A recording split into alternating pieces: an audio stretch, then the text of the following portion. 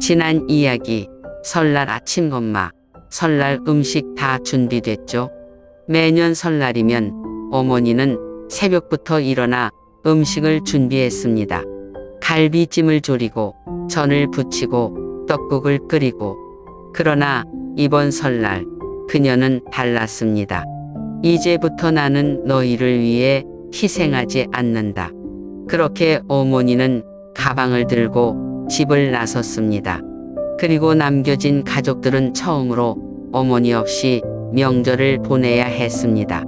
그리고 대참사가 시작되었습니다.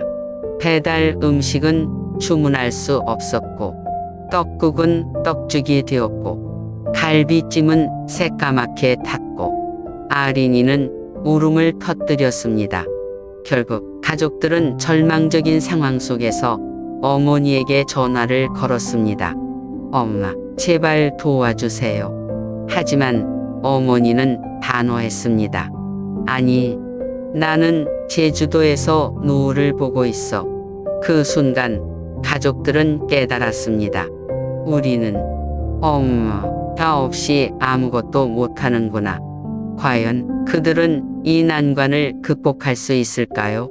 그리고 그들은 무엇을 배우게 될까요? 부모의 희생은 당연한 것일까요? 여러분이라면 이런 상황에서 어떻게 하시겠습니까? 이번 편에서 가족들이 처음으로 명절 음식을 만들며 겪는 혼돈과 절망의 순간을 공개합니다. 나는 단단히 손에 쥔 가방을 끌고 집 밖으로 나왔다. 문이 닫히는 순간 모든 소리가 차단되었다. 몇십 년 동안 명절이 되면 부엌에서 쉴 틈 없이 움직이며 가족들의 음식을 준비해왔다. 하지만 이번에는 다르다.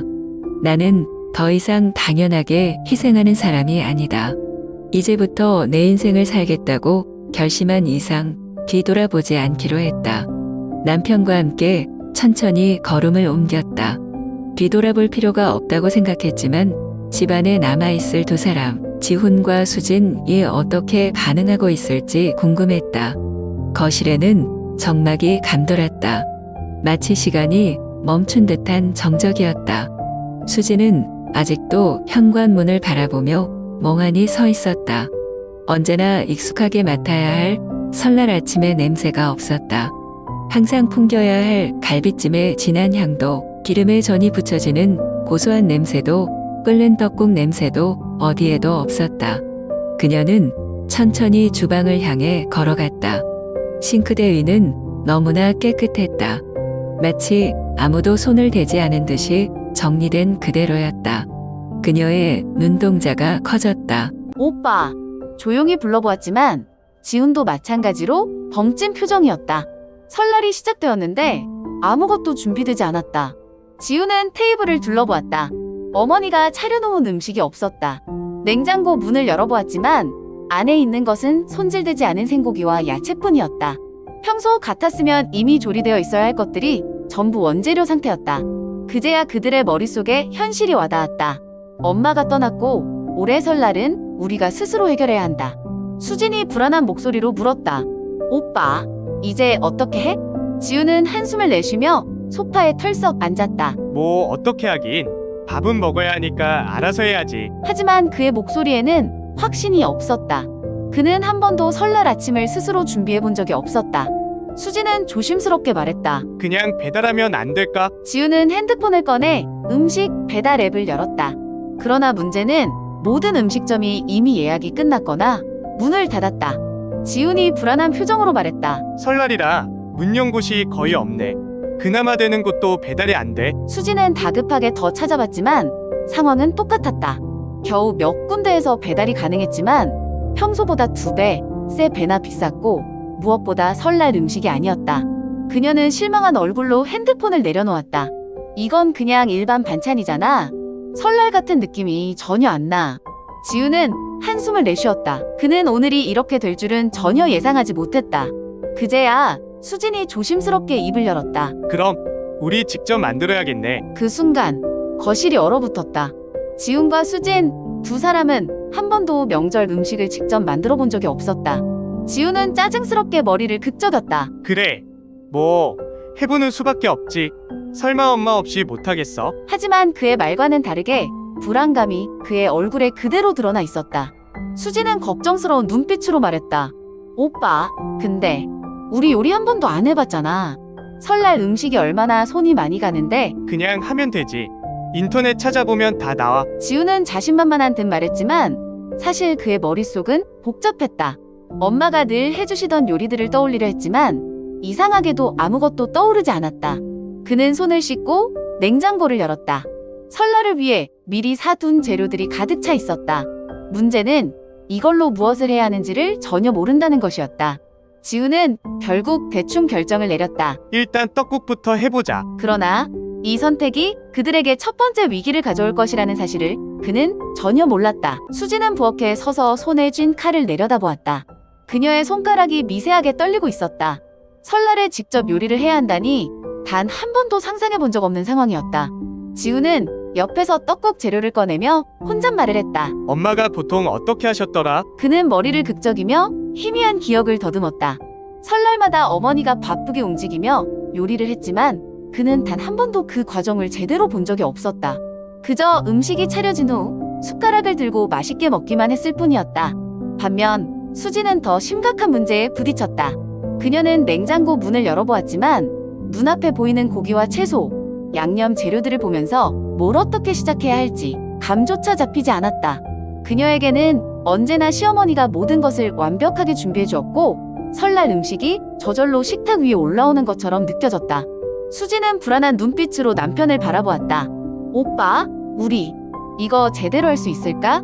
지우는 핸드폰을 꺼내 요리 영상을 검색했다. 유튜브 보면 다 나와. 요즘 세상에 뭐든 찾아보면 다 할 수 있어. 그의 말이 끝나기 무섭게 수진도 급하게 핸드폰을 열고 검색을 하기 시작했다. 명절 음식 레시피, 설날 떡국 만들기, 갈비찜 쉬운 방법 등 온갖 키워드를 입력했다. 하지만 문제는 레시피는 많았지만 하나도 이해가 안 됐다. 고기를 핏물 빼기 위해 30분간 담가둡니다. 간장을 넣고 10분간 졸여줍니다. 중불에서 양념을 배게 합니다. 모든 과정이 낯설고 복잡했다. 수지는 한숨을 내쉬며 일단 칼을 들었다.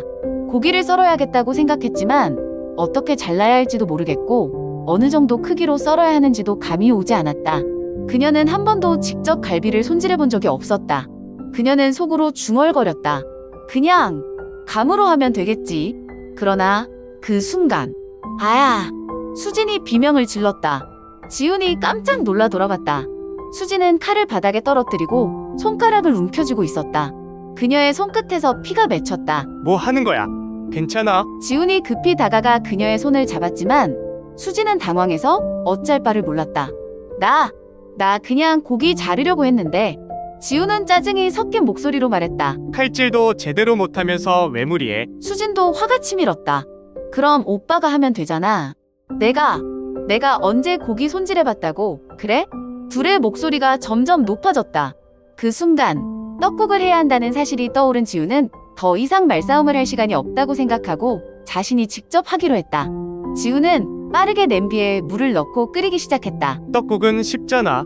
그냥 떡 넣고 끓이면 되는 거 아니야? 수진이 옆에서 손을 흔들며 말했다.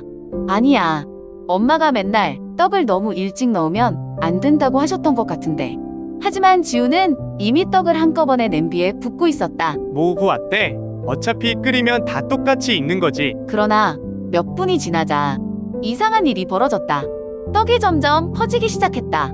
국물이 걸쭉해졌고 마치 죽처럼 변해갔다. 지훈이 당황해서 국자를 휘저었지만 이미 늦었다. 떡국이 아니라 떡죽이 되어버렸다. 뭐야? 이게 왜 이래? 수진이 옆에서 난감한 표정으로 냄비를 들여다보았다.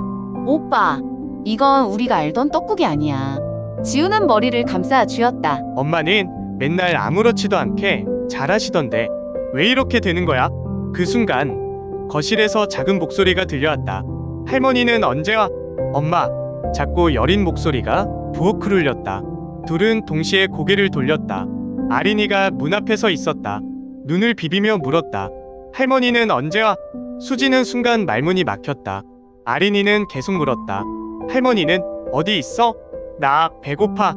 지훈이 애써 웃으며 말했다. 엄마랑 아빠가 만들어줄게. 그러나 아린이는 고개를 저었다. 아니야. 할머니가 만들어야 맛있어. 수진의 가슴이 철렁 내려앉았다. 아린이는 떡죽이 되어버린 냄비를 보며 입술을 삐죽거렸다. 이거 이상해. 할머니 거랑 달라. 그리고 곧바로 울음을 터뜨렸다. 나 안 먹어. 할머니한테 전화해.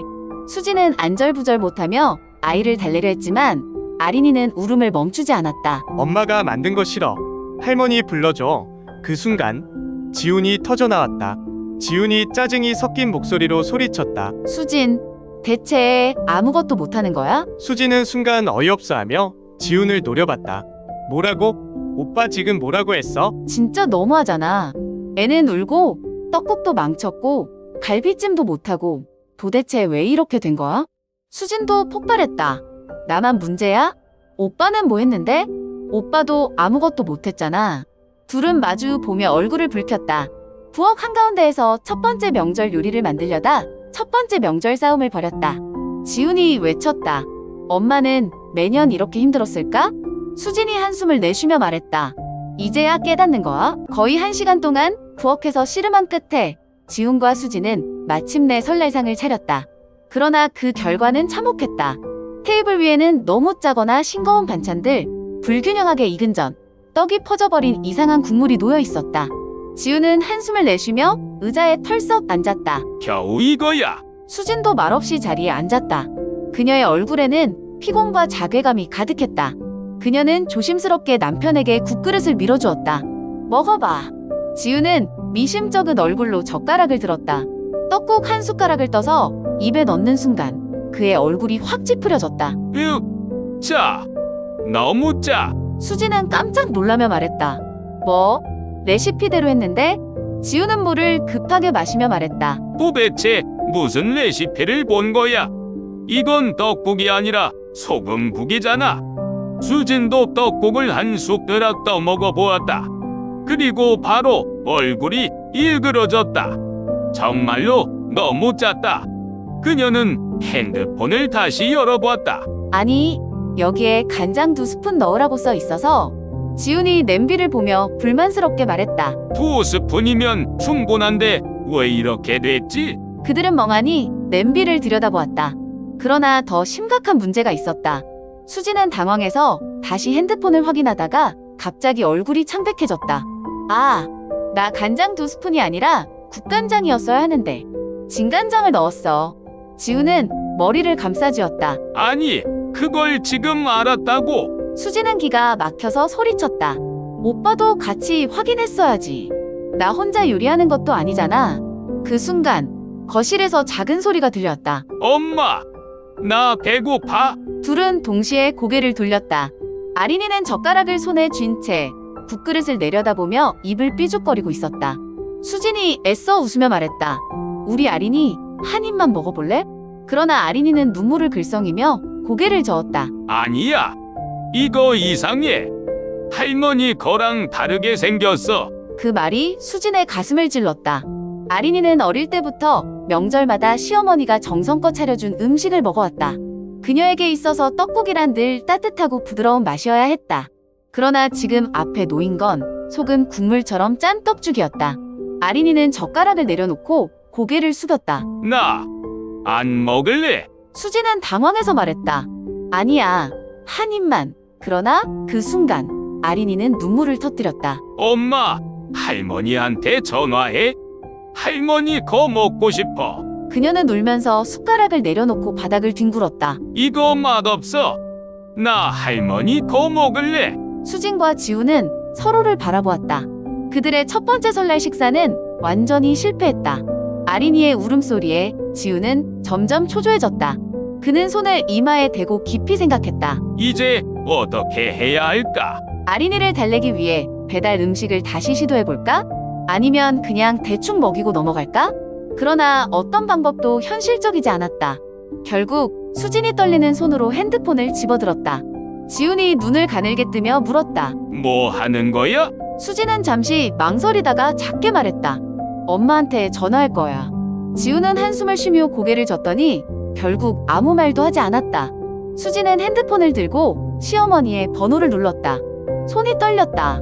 신호가 몇 번 울리고 곧 익숙한 목소리가 들려왔다. 여보세요? 그 순간 수지는 거의 울 것 같았다. 엄마! 그녀는 최대한 감정을 억누르려 했지만 목소리가 흔들렸다. 엄마, 저희 도와주세요. 한순간 정적이 흘렀다.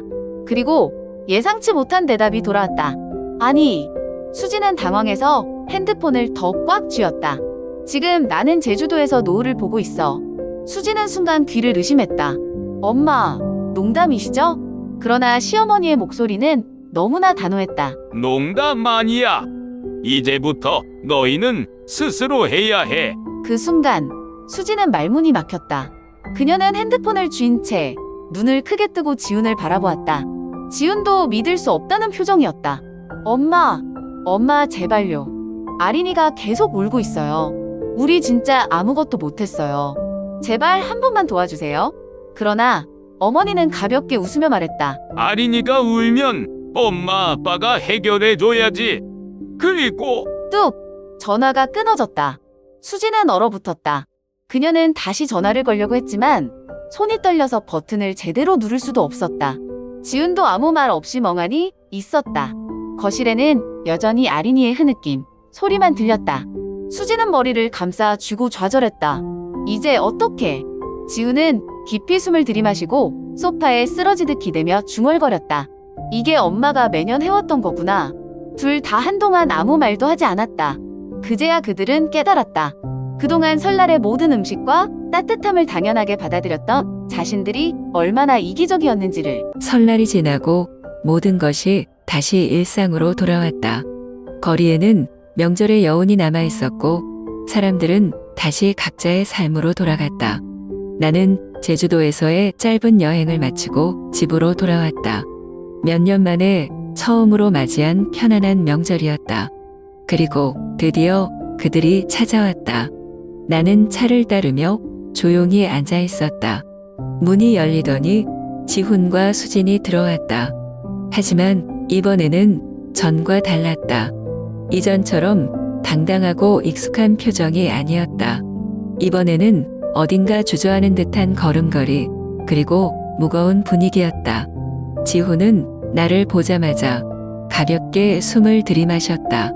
그리고는 천천히 고개를 숙였다. 엄마, 죄송해요. 그의 목소리는 낮았고 힘이 없었다.